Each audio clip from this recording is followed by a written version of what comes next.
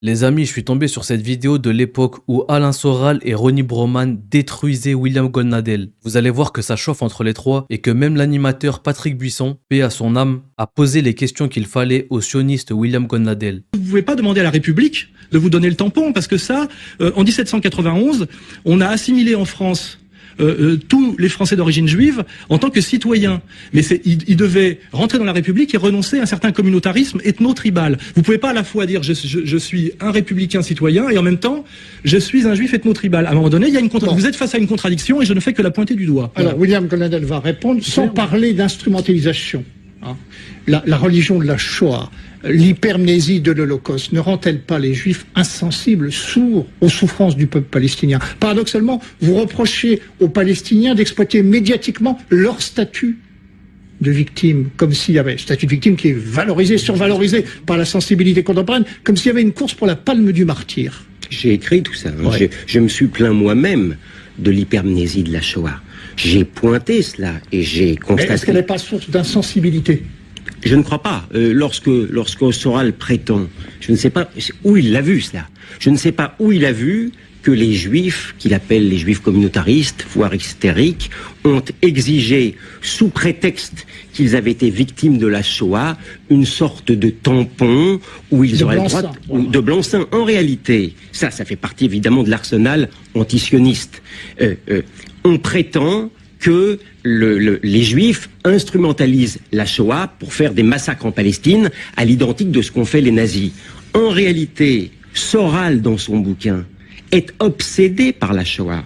Il blâme la compétition victimaire entre les gens. Mais c'est Soral lui-même qui compare, qui reproche notamment à Hollywood d'avoir mis en scène la Shoah à travers la liste de Spielberg, à travers et de ne pas faire de film sur le martyr palestinien.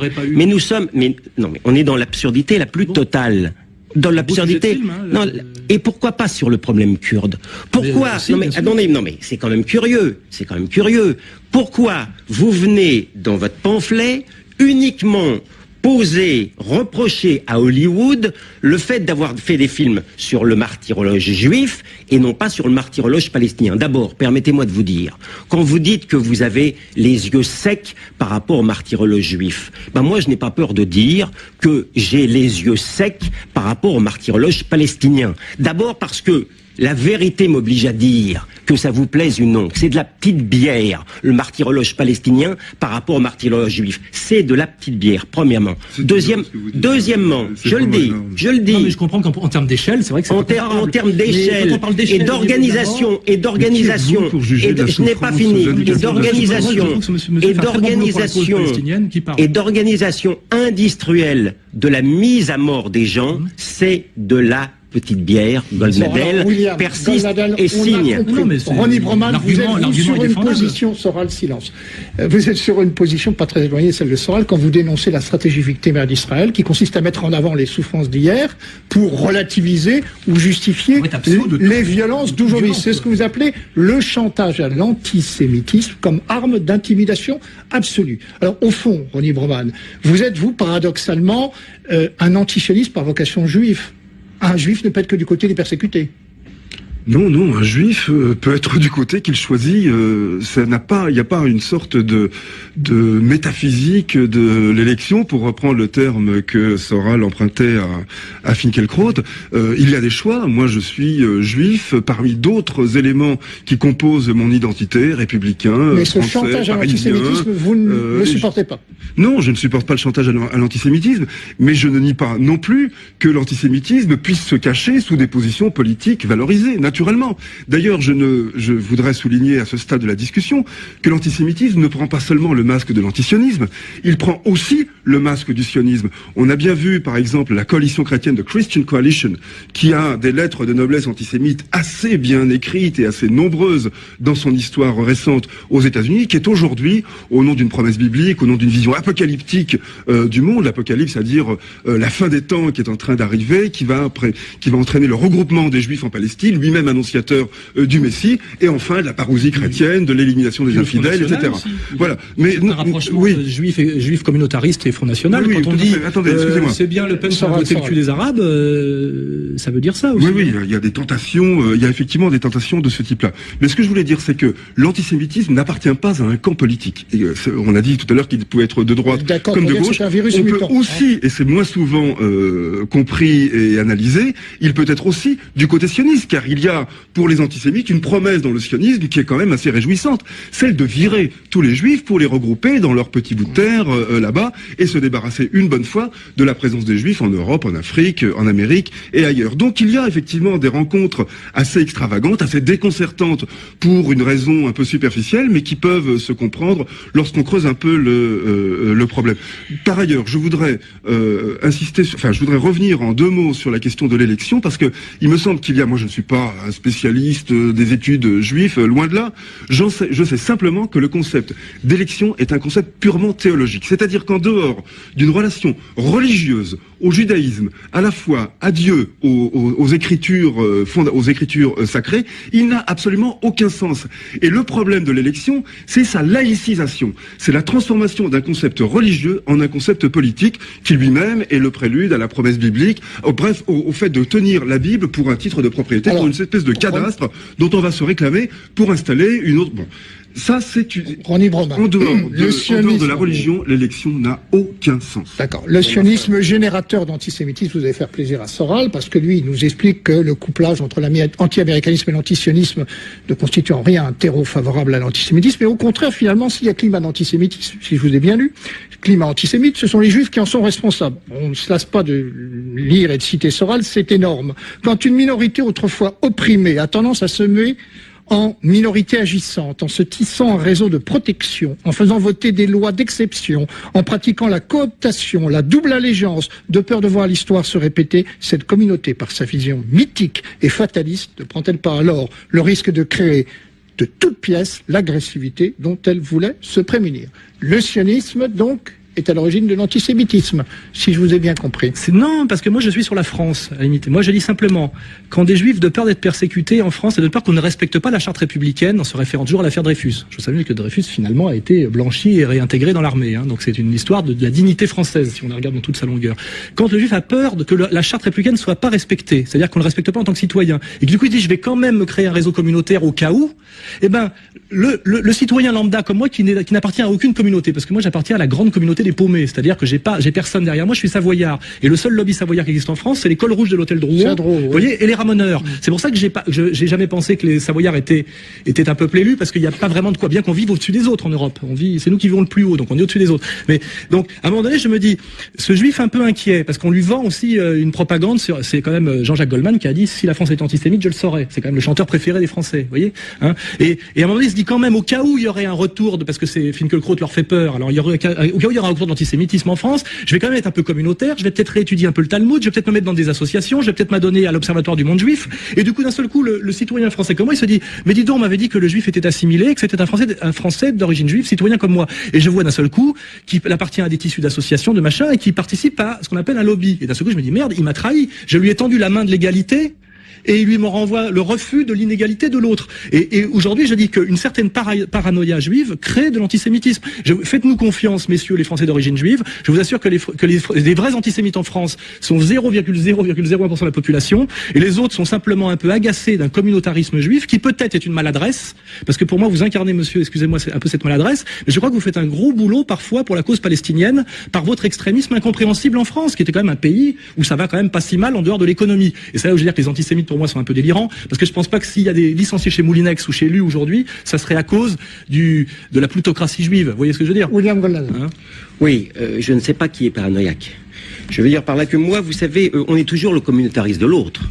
Soral reconnaît d'ailleurs qu'il est un peu communautariste. De quelle communauté, s'il vous plaît? Oui, de la communauté nationale. de la communauté nationale. Oui, mais moi je crois à l'identité, Soral. Moi je crois à l'identité nationale française, et par ailleurs, je crois à mon identité juive.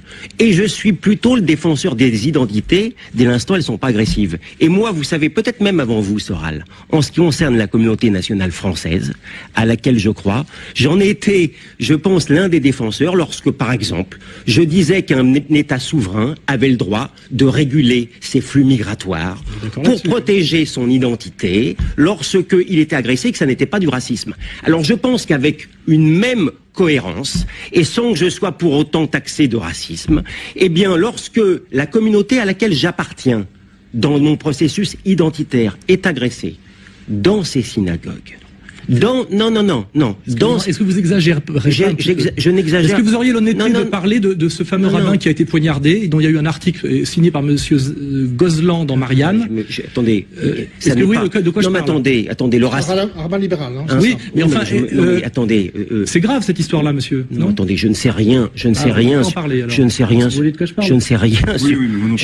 sur ce rabbin, mais vous savez, même dans les processus, à supposer même que vous aviez raison, même dans les processus de racisme, il y a aussi également des inventions. On a vu des fillettes, noires se faire des scarifications sur elles-mêmes. C'est pas pour ça. C'est quand même de l'appel à la haine. Ce que je veux dire, si vous niez la montée d'actes de violence anti-juifs en France depuis le début de l'intifada, c'est difficile effectivement là de s'entendre. Premièrement, deuxièmement, je ne nie pas, mais vos solutions ne sont pas les bonnes. Je persiste à penser également que la vision de focaliser sur Israël, de ne pas voir les actes de terrorisme anti-juifs également en Israël. C'est une question de point de vue. Mais bien entendu, je vous explique le processus de communautarisme à la fois au plan national et au plan ethnico-religieux, tel que je le conçois, tel que je le considère comme cohérent,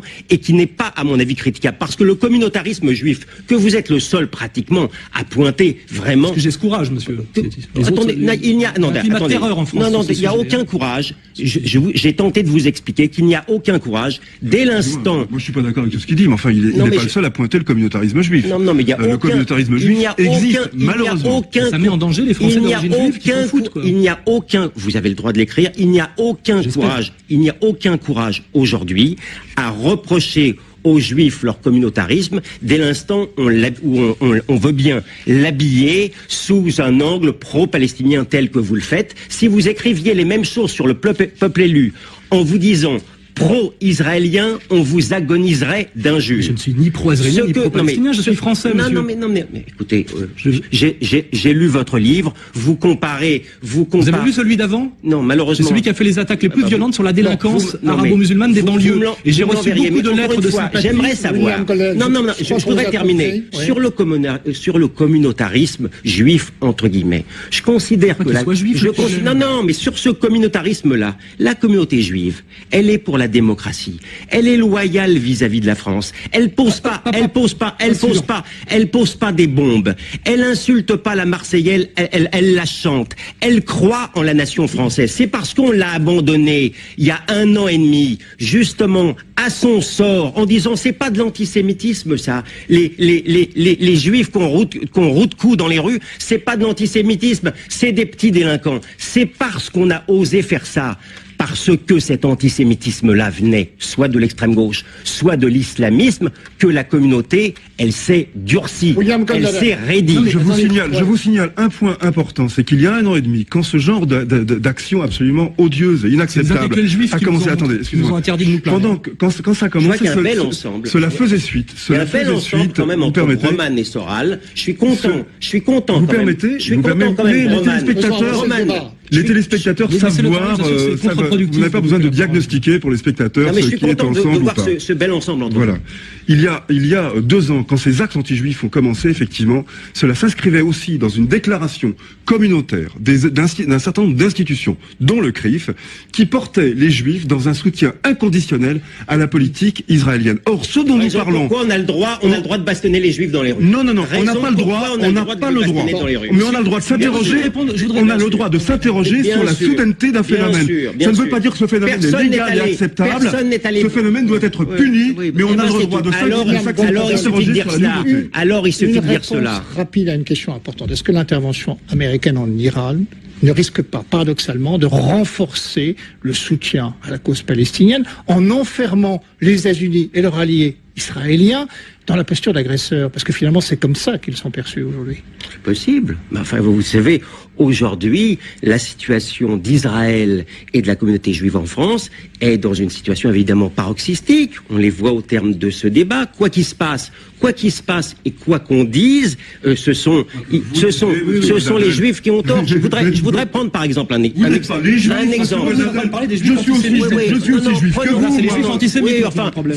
vous êtes un juif quand même très ouvert, par exemple, au discours C'est un défaut. de Soral sur la notion de peuple élu, qui est un discours ouvertement assumé, anti-judaïque. Donc, je vous reconnais, que vous êtes un juif extrêmement ouvert. Non, mais je veux montrer le front qui se dessine là et qui ne m'étonne pas. Je ne sais pas parce que Soral a, par rapport à Le Pen au Front National, des phrases. Je viens du Parti communiste. Non, d'accord, mais vous savez, je ne vois pas beaucoup de contradictions dans ce que vous dites entre le parti. Je suis très peu contradictoire, moi, monsieur. Non, mais il n'y a pas de contradiction. Il n'y a effectivement pas de contradiction entre un parti communiste très national et le Front. Israël, depuis le 7 octobre, n'a jamais ciblé un civil parce que c'était un civil. C'est quand même pas compliqué. Nous mentons tous les jours, nous mentons tous les jours. Il y a des pieux mensonges, des mensonges créateurs, des lâches mensonges. C'est quand même pas compliqué. Et on n'oublie pas les propos de William Goldnadel lorsqu'il a avoué qu'il était sioniste. Je dois vous dire, moi mes enfants sont partis. Mes enfants ont quitté la France et sont devenus israéliens sans que je m'en réjouisse alors que je suis sioniste, sans que je m'en réjouisse il y a plus de 20 ans. Quoi qu'il en soit, donnez-moi vos avis en commentaire. Et n'oubliez pas, ne laissez personne penser à votre place. Que la paix soit sur vous et vos familles. À bientôt pour une prochaine vidéo.